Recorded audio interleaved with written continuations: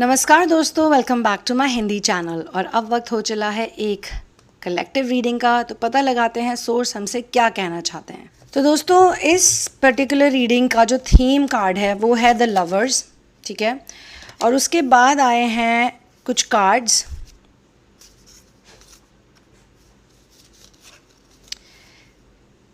Seven of cups, four of wands, six of wands, 10 of wands, ऐसे देख सकते हैं हम थोड़ा लाइट की तरफ, 2 of wands and the high priestess in the end. दोस्तों, ये जो चैनलिंग आई है ना, इसमें मुझे एक बहुत इंटरेस्टिंग चीज़ नज़र आ रही है, और वो ये है कि एक अप एंड डाउन चल रहा है एनर्जी में। यानी कि सबसे पहली बिगनिंग में जो एनर्जी है वो द लवर्स की है।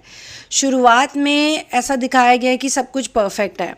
उसके बाद सेकंड कार्ड ऐसा दिखाया जा रहा है कि कोई व्यक्ति है, यानी कि आप ही की बात हो रही है इसमें, आप इससे वॉक अवे कर जाते हो। आप इस लवर्स की एनर्जी से, यानी कि एक रोमांटिक रिलेशनशिप है जो कि चल रहा है, ठीक है। और जो मुझे लग रहा है वो बाकी कार्ड्स को देख के लग रहा है कि 3D पर्सपेक्टिव से ये रिलेशनशिप काफ़ी अच्छा चल रहा होगा।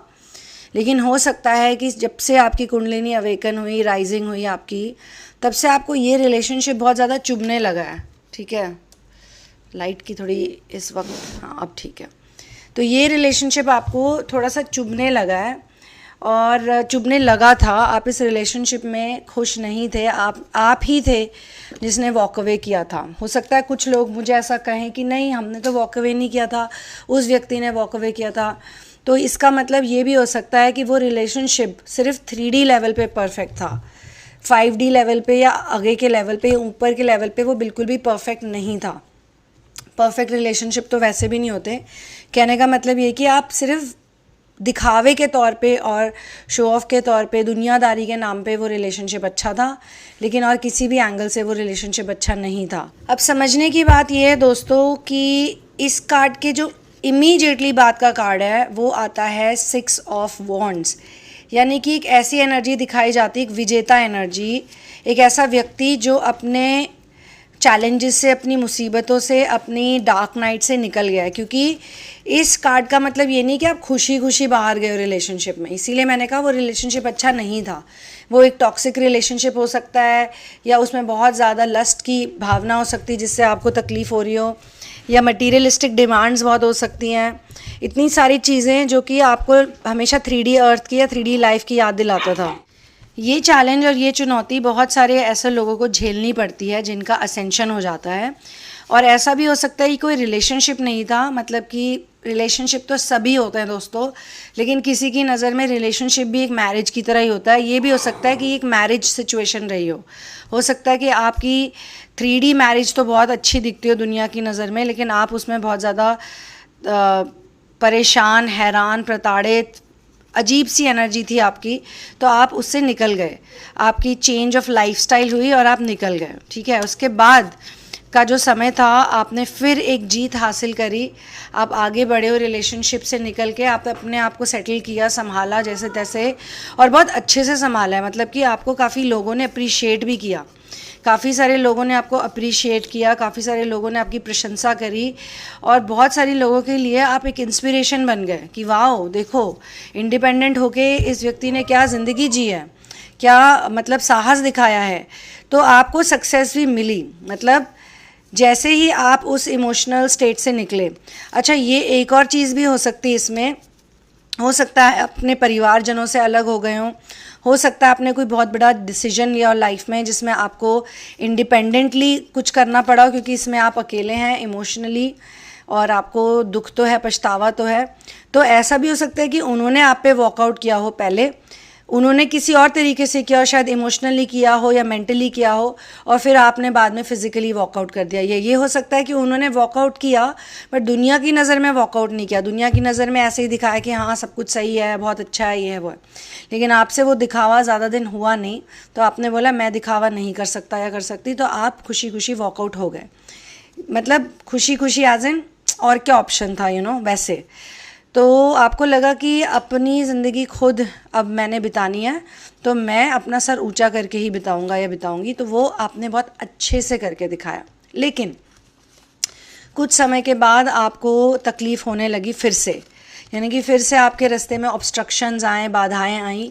और ऐसा होता ही है, जब भी आप इनर वर्क करते हो और एक बेहतर आयाम की तरफ जाते हो, एक बेहतर रियलिटी को क्रिएट करते हो, तो वो जो प्रॉब्लम्स होती है ना, जो पहले आपकी ज़िंदगी में आई होती है, जिनसे आप निकल चुके होते हो, वो प्रॉब्लम्स आपको फिर से दिखाई दी जाती हैं, फिर से किसी और रूप में आती हैं आपके सामने।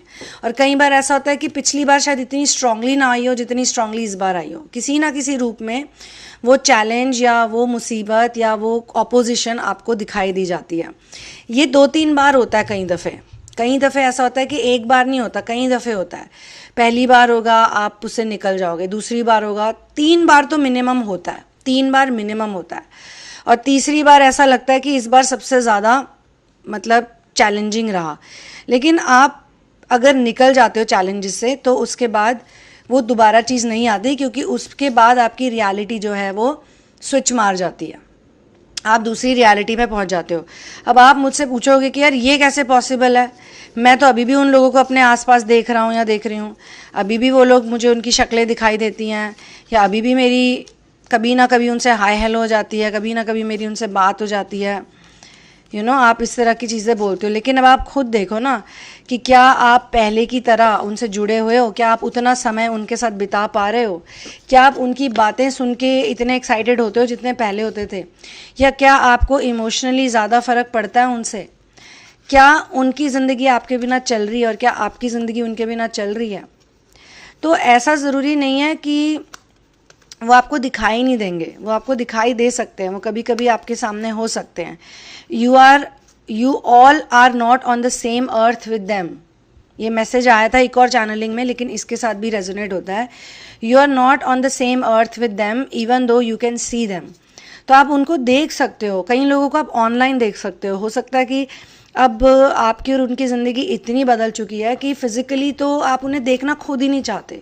हो सकता है उन्होंने आपको ऑफ़र दिया, हो सकता है उन्होंने आपको कांटेक्ट किया और बोला कि चलो मिलते हैं, चलो ऐसा करते हैं, वैसा करते हैं, लेकिन आपने बोला नहीं नहीं नहीं, मुझे अब दोबारा उस नर्क में नहीं जाना, तुम जिस वाइब्रेशन से आए हो उस वाइब्रेशन में मुझे नहीं जाना, बिकॉज वो आपके साथ वाइब्रेशनली कंपैटिबल हैं ही नहीं।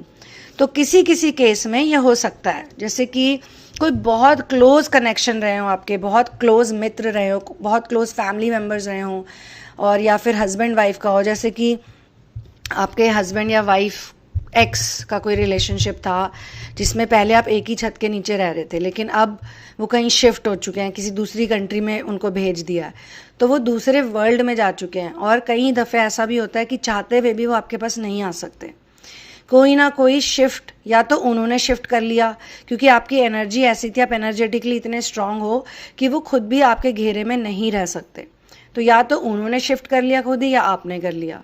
कई केसेस में तो मैंने देखा है कि बातचीत होती रहती है लेकिन 10-10 साल लग जाते हैं, 15-15 साल लग जाते हैं, बंदा सामने नहीं आता, फ़ोन पे बात हो रही है, वीडियो कॉल भी हो रही है, सब हो रहा है। वाइब्रेशनली किसी के साथ, किसी के भी आसपास रहने के लिए एनर्जेटिक मैच होना बहुत ज़रूरी है। तो फिर मुझे दिखाया गया कि जिसकी मैं बात कर रही हूँ, जिसकी चैनलिंग हो रही है, वो एक बहुत बड़े बर्डन में फंस गए। ये देखिए, बहुत बड़ा बर्डन उनके ऊपर आ गया। अब ये बर्डन हो सकता है इनर वर्क का भी हो सकता है ये बर्डन इंडिपेंडेंस का हो सकता है कि बहुत से लोगों ने अपनी बहुत सारी एक्सपेक्टेशंस उन पे डाल दी, या हो सकता है कि उनका प्रोजेक्ट बहुत अच्छा चलने लग गया, जो भी प्रोजेक्ट्स वो कर रहे थे, जो भी काम कर रहे थे, या हो सकता है कोई नया रिलेशनशिप हो, सब कुछ अच्छा चल रहा है, लेकिन ऐसा लगने लगा कि वो बहुत सारी चीज़ें एक साथ कर रहे हैं या बहुत कुछ उनके ऊपर आ गया है। इसमें यही दिखाया जा रहा है कि ओवर बर्डन फील होना, बहुत सी चीज़ों का एक साथ आ जाना। लेकिन फिर उसके बाद एक और फेज़ दिखाया गया है जिसमें कि 2 ऑफ वॉन्ड्स की एनर्जी है, बहुत ही ब्यूटीफुल एनर्जी, मतलब कि इसके बाद सीधा फिर ये आया है। ये देखिए कितना डिफरेंस है। अब इस कार्ड के आने से एक बात ये पता चलती है, ऐसे करके दिखाती हूँ मैं आपको, कि कोई ना कोई आपकी पार्टनरशिप्स हो रही हैं और लोगों के साथ, किसी ना किसी और तरीके से आप दूसरे लोगों के साथ जुड़ रहे हैं, और आपके काफ़ी सारे जॉइंट वेंचर्स हो रहे हैं।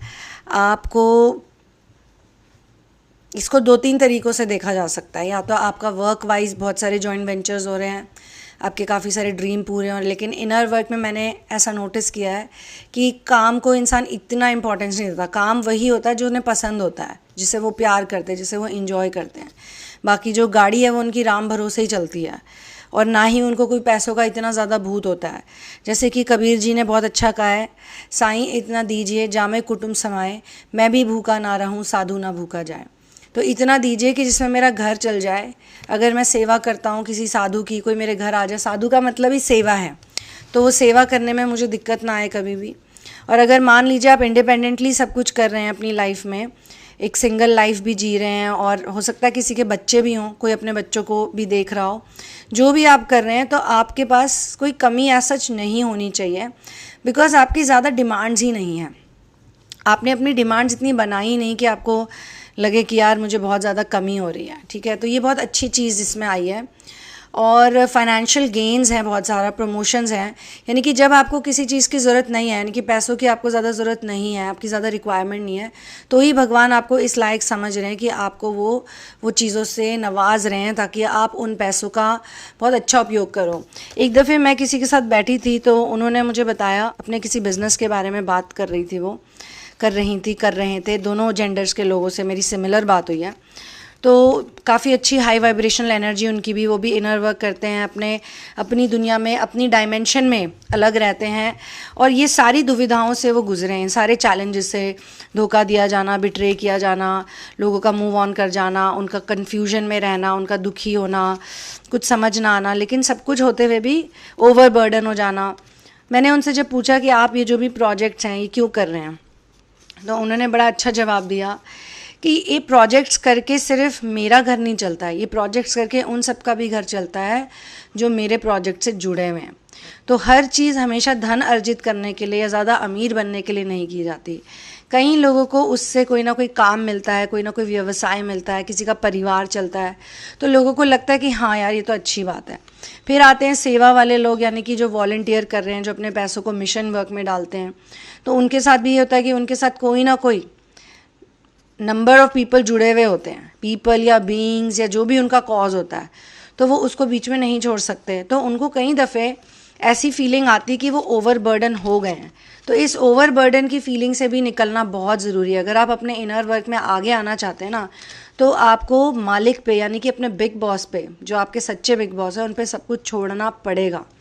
आप जैसे जैसे छोड़ते जाओगे वैसे वैसे आपको शांति मिलेगी, और आपको अपना ज़्यादा से ज़्यादा समय इनर वर्क पे, आंतरिक कार्य पे ही देना है, और रिलैक्स होके रहना है। इसके ऊपर कोई प्रेशर नहीं लेना है कि अरे यार मुझे आज इतना करना था, मैंने नहीं किया, अब मेरा क्या होगा। क्योंकि अगर आपकी इंटेंशन अच्छी है, if your intention is very pure, अगर आपने अपना 100% दिया है, और मान लो कोई ऐसी इमरजेंसी आ गई, कोई घटना हो गई और आप वो चीज़ नहीं कर पाए, दूसरी चीज़ में आपकी एनर्जी जा रही है, किसी सच्ची चीज़ में आपकी एनर्जी जा रही है, तो वो भी आपसे करवाया जा रहा है, तो उसी को आप अपना इनर वर्क समझ के उसी में अगर आप और डीप जाएंगे तो आपको कुछ ना कुछ सीखने को ज़रूर मिलेगा, जिससे आपकी उन्नति ही होगी। और उन्नति का पता ऐसे भी चलता है कि आपको कुछ बड़े इंटेलिजेंट वाइज लोग आके बोलेंगे कि आपकी प्रोग्रेस हो रही है, या आपको फ़ोन कॉल करके बताएंगे, या उनको आपके अंदर वो चीज़ दिख जाएगी कि हाँ इनको कुछ प्राप्त हुआ इस वक्त। क्योंकि हो सकता है कई केसेस में उनको वो चीज़ प्राप्त ना हो पा रही हो, लेकिन आप में वो चीज़ वो देख पा रहे हैं कि इसको प्राप्त हो गई, मुझे क्यों नहीं हुई। तो कई दफ़े आप इससे देख सकते हैं कि वो आपसे इंस्पायर भी हो रहे हैं, वो आपसे सीख भी रहे हैं, वो आपकी बातों को और ध्यान से सुनेंगे, वो अपने पे और अलग तरीके से वर्क करेंगे।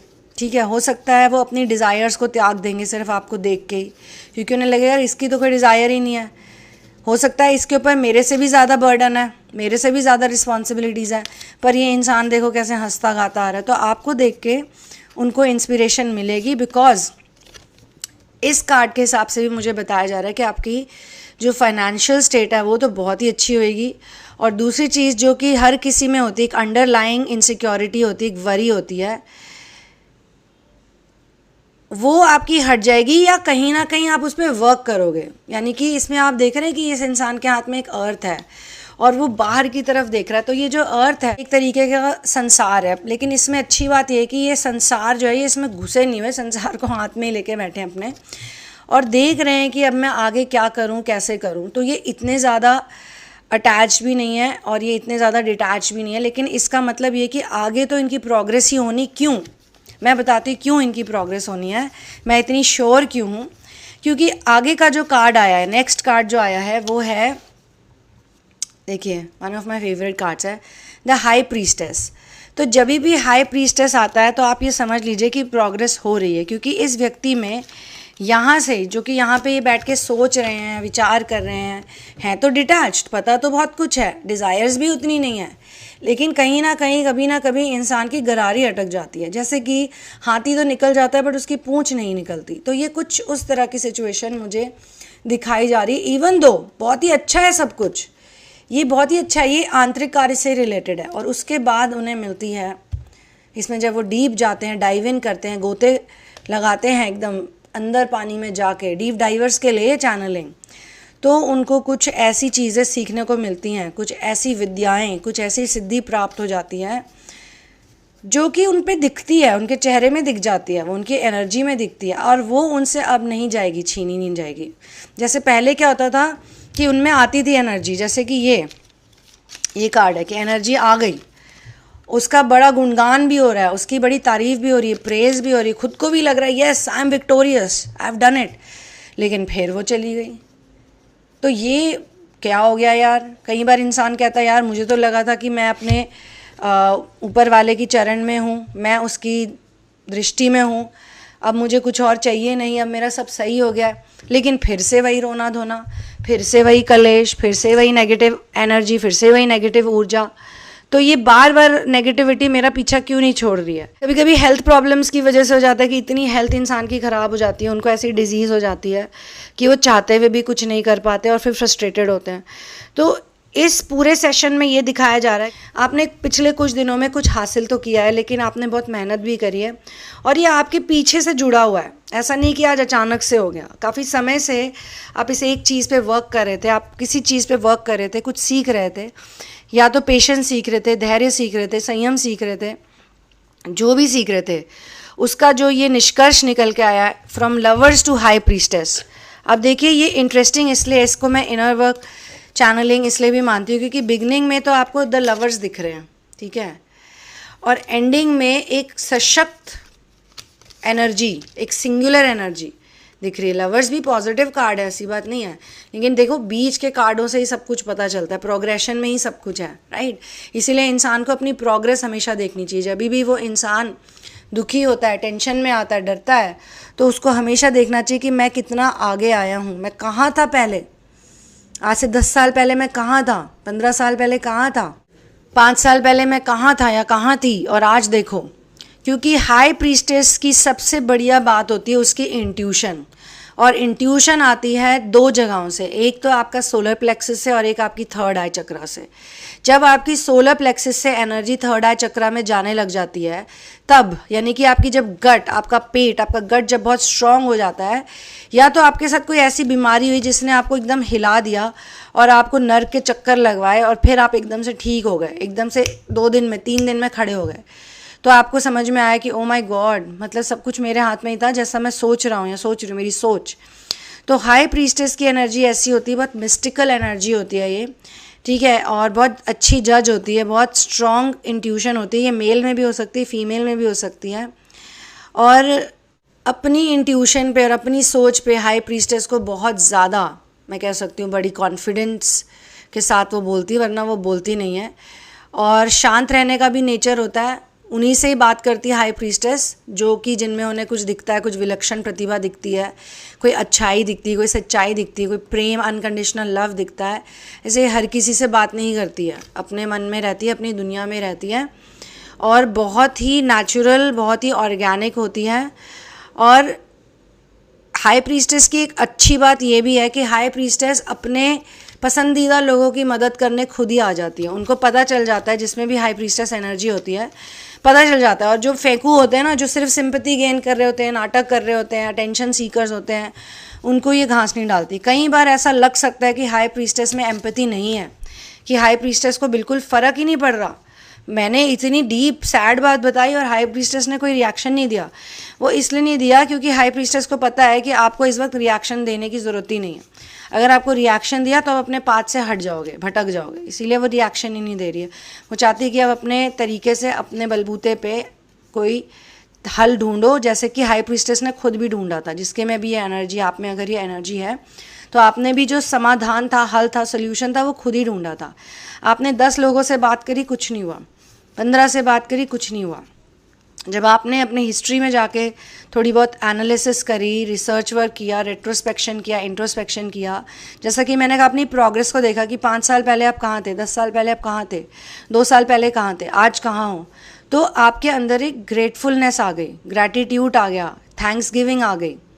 वरना आप भूल गए थे कि आप में क्या क्या, भगवान ने आपको क्या क्या दिया, आप और मांग रहे थे, और मांग रहे थे, और मांग रहे थे, और दो, और दो, और दो, और चाहिए मुझे, और चाहिए मुझे, और चाहिए, ये भी चाहिए, वो भी चाहिए, कोई लिमिट ही नहीं है मांगने की।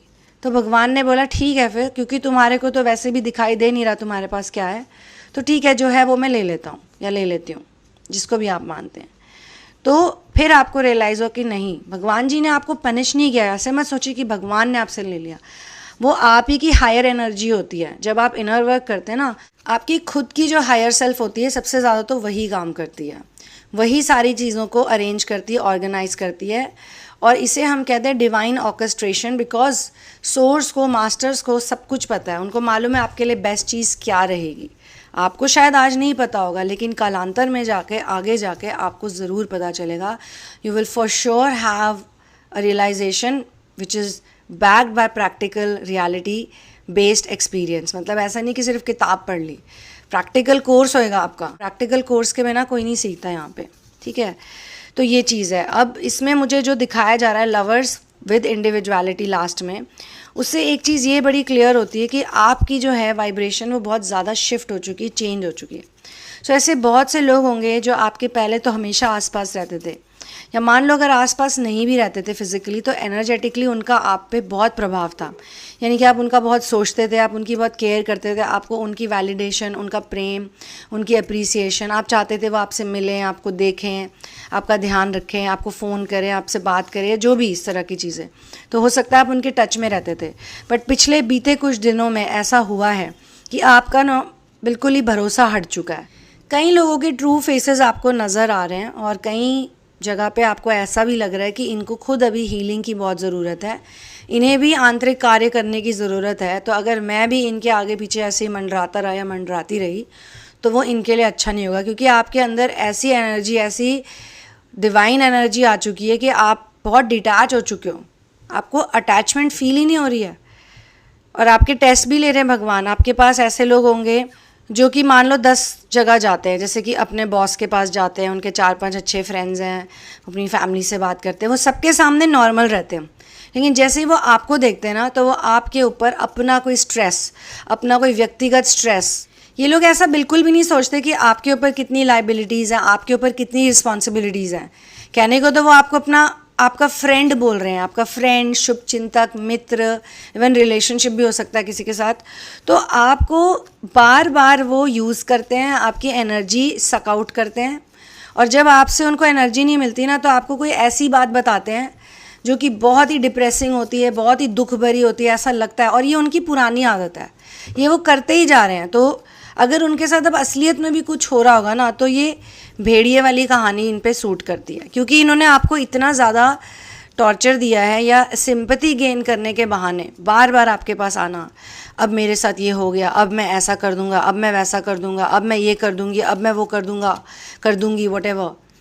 तो आप हर बार उनके साथ बैठ गए, अरे यार कोई बात नहीं, आप उनको हील कर रहे हो, आप उनको रिलैक्स कर रहे हो, आप उनको ठंडा कर रहे हो, काम डाउन कर रहे हो, आप उन्हें समझा रहे हो, आप उन्हें 1-1, 2-2, 3-3, 4-4 घंटे तक समझा रहे हो, अपने इंपॉर्टेंट काम छोड़ छोड़ के आप उन्हें समझा रहे हो। आप उतनी देर में शायद पैसे कमा लेते, शायद कोई अच्छा काम कर लेते, चाहे कहीं चले जाते, कोई वर्कआउट कर लेते, फिटनेस की चीज़ कर लेते, अपने लिए कुछ पका के खा लेते, कुछ भी करते। बट आप उनके साथ बैठे हुए हैं, आप उनकी मदद कर रहे हैं, और उनको कोई फ़र्क नहीं पड़ रहा। उनके लिए तो ये रोज़ का काम है, एक्टिंग है, क्योंकि वो सिर्फ आपके सामने ऐसा करे। वो अपने बॉस के आगे बिल्कुल शरीफ बन के बैठे हैं, घर वालों के सामने बिल्कुल तमीज़ से बैठे हैं, अगर उनका कोई रिलेशनशिप है, कोई पार्टनर है, उनके सामने भी बहुत अच्छे से बैठे, कोई प्रॉब्लम नहीं है मुझे। बट आपको देखते कि ओ मेरे साथ तो ये हो गया, मेरे साथ तो वो हो गया, क्योंकि उनको वो अटेंशन आपकी चाहिए। जैसे आप उनका ध्यान रख रहे हो, उनकी हर एक चीज़ को समझ रहे हो, वो उसको फॉर ग्रांटेड ले रहे हैं। कई लोग तो ऐसे भी होते हैं जो शायद स्ट्रेंजर्स के साथ ज़्यादा अच्छे होते हैं लेकिन अपनों के साथ बिल्कुल अच्छे नहीं होते। आपके साथ वो कुछ अच्छा करना ही नहीं चाहते हैं क्योंकि आपको देखते ही उनको लगता है कि भैया इसके आगे रोना धोना शुरू कर दो। चाहे उनकी नॉर्मल ज़िंदगी में कोई रोना धोना नहीं, उसमें तो वो एक बिल्कुल एकदम जैसे कोई होता है एकदम समझदार सुलझा हुआ व्यक्ति, ऐसे ही दिखते हैं। रोज़ ऑफिस भी जा रहे हैं, अगर बिज़नेस है तो बिज़नेस कर रहे हैं, अगर काम है तो काम कर। इसलिए मुझे बॉस वर्ड बार बार सुनाई दे रहा है कि जहाँ पे उनकी अथॉरिटी नहीं है ना, वहाँ पे तो बहुत शराफत से रह रहे हैं। आपके आगे ही बस हाय तौबा मचाते हैं ताकि आप उनको अपनी एनर्जी दो, अपना कीमती समय उनको दो।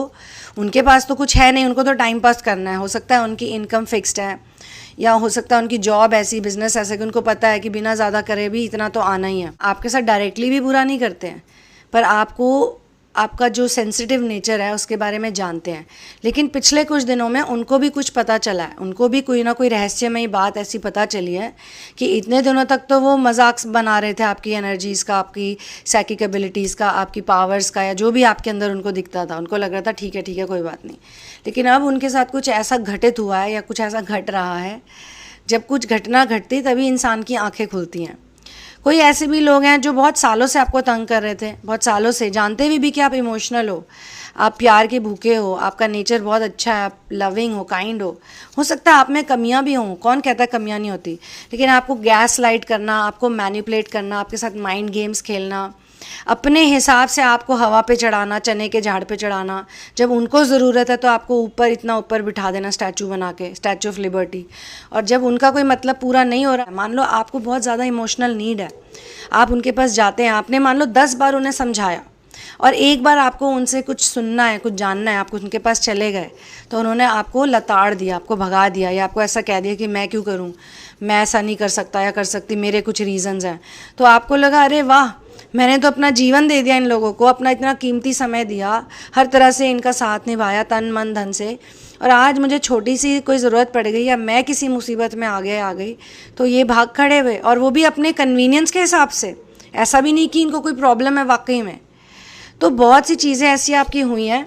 इस रीडिंग में एक और चीज़ भी बहुत एविडेंट हो सकती है, कई लोगों के साथ वो अप्लाई हो सकती है, इसलिए मैं उस पर सबसे लास्ट में आई हूँ। इसका मतलब ये भी हो सकता है संसार, ये आपका संसार, यानी कि संसार के साथ आपकी अटैचमेंट, ठीक है, जिससे आप हो गए परेशान, फ्रस्ट्रेट, हैरान, वॉटेवर, क्योंकि संसार ने आपको दुख के सिवाय कुछ भी नहीं दिया। दुखी हो गए, फ्रस्ट्रेट हो गए, आप आगे बढ़ गए, मूव ऑन हो गए। उसके बाद आपको बहुत सी जीत मिली, आपको मेहनत आपने करी, ऐसा नहीं आप बहुत रोए भी, आपने डार्क नाइट, ये डार्क नाइट है दोस्तों, मे भी बहुत भयंकर डार्क नाइट से आप गुजरे, लेकिन आपकी जीत हुई। लेकिन फिर आप बर्डन फील करने लगे, फिर आप हारने लगे, और उसके बाद धीरे धीरे बैलेंस में आने लगे, और उसके बाद जाके आपको लेसन समझ में आया। तो ये संसार के साथ आपके अटैचमेंट की भी बात हो सकती है, और रिलेशनशिप भी कोई ऐसा हो सकता है, मित्र भी हो सकते हैं, पर जो भी है थीम तो एक ही है दोस्तों। एंड ऑफ द डे बात समझ आ जानी चाहिए, रास्ता फिर चाहे कोई भी हो। तो इसी नोट पे मैं इस सेशन को क्लोज़ करती हूँ। मेरे साथ पर्सनल सेशन लेने के लिए ये है लाइट स्पॉटलाइट, ये है मेरा ईमेल एड्रेस, और नीचे डिस्क्रिप्शन बॉक्स में सारी डिटेल्स हैं। जो फ़ी है वो USD में है, तो आपको गूगल कन्वर्टर में जाके उसे INR में कन्वर्ट करना होगा। ऐसा इसलिए क्योंकि मेरा जो कंटेंट है, मेरे जो वीडियोज़ हैं वो ग्लोबली हर जगह देखे जाते हैं, इसलिए एक स्टैंडर्ड फ़ी रखी है, वो उतनी ही है, इंडिया में भी उतनी है, उनके लिए भी उतनी ही है। हाँ, लेकिन इंडियंस को एक बेनिफिट ज़रूर है कि उनको पेपैल की फ़ीस नहीं देनी पड़ती, जो कि उधर वालों को भी देनी पड़ती है जो बुक करते पेपैल पे सेशन, और मुझे भी देनी पड़ती है, तो वो आपकी बच जाती है, उससे एक इम्पैक्ट पड़ सकता है। और बाकी मेरी एक ही हम्बल रिक्वेस्ट है कि आप लोग मुझे पहले से एडवांस में सब कुछ मत बताइएगा। सेशन बुक करने के बाद जब मैं आपको टाइम दूंगी तब आप मुझे बताइएगा कि ऐसे ऐसे है, क्योंकि बीच में एक बड़ा इम्पॉर्टेंट, बड़ा ही डिवाइन स्टेप भी हमें करना होता है। उस स्टेप को करने के बाद मैं आपको टाइम स्लॉट देती हूँ। तो चलिए दोस्तों, मिलते हैं एक और वीडियो में, अगले वीडियो में। तब तक one love, peace out and जय श्री राम।